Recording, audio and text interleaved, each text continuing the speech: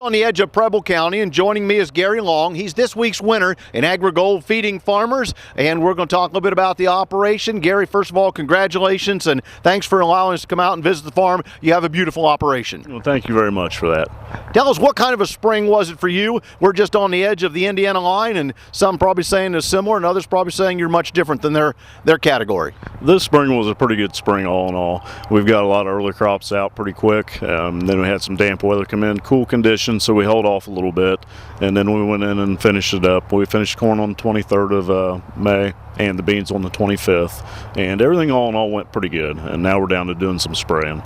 Yeah, we're at June 10th. How do things look as compared to maybe the way you would hope things would go this year? Everything is actually a little better than what we expected for what we were thinking we were going to have to work with there at the beginning as it got wet.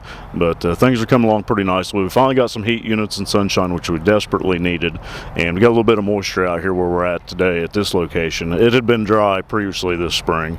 Our counties over to the east, we've been doing pretty good on moisture over there. So all in all, things are right on track and where they should be. And what crops do you raise? Corn and soybeans. We didn't put any wheat out this year. And there's some hay, but you really don't take any responsibility. You leave that to the cow-calf guys. Yes, that's our herdsman. He takes care of all the hay, and he's very particular about his hay that they feed the cattle. So we leave that up to him. And I understand that. Let's talk a little bit more about the crops at this point. So the next big thing for you is field observation and getting in and doing some weed control if needed?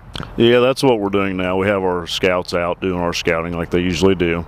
Found a little bit of mare's tail out west, got it taken care of yesterday, and letting the beans grow a little bit more, and then we'll go in and hit the second time with the chemistry on those.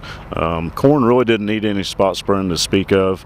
As far as our nitrogen, we're probably 60% of the way done with that, and we're also kind of put the brakes on that operation for the time being, letting the corn get a little bit taller for that. Now, I'm curious, and we didn't talk about it on the radio, but I'm curious, when you say out west, for a lot of people who've got a farm operation spread out 5 or 6 miles, for you that puts you in another state.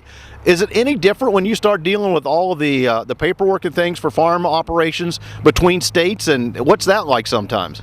Well, it's supposed to be about all the same paperwork, but obviously, as very many people know, that does vary a little bit from county office to county office. There is some difference in it, but it's pretty standard across the board. It can be challenging. Logistics, we're scattered out over a 100-mile radius of what we farm, and logistics can be challenging sometimes. Well, that's obviously important, and of course, across state lines is fun, but when you're only 5 miles away, I was joking, we're going to Indiana and come back to the farm. We're that close, so we're glad to have you with us and hope we have a good summer. I've been visiting with Gary Long. He's this week's winner in AgriGold Feeding Farmers, and we're just on the edge of Preble County.